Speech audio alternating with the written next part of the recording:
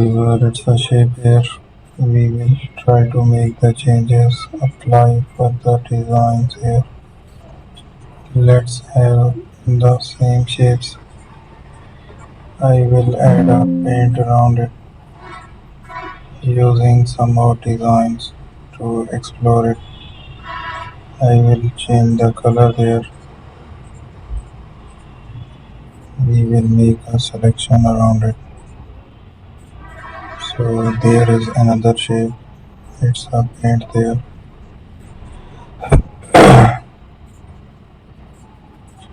So let's have other designs there. I will use another design as well.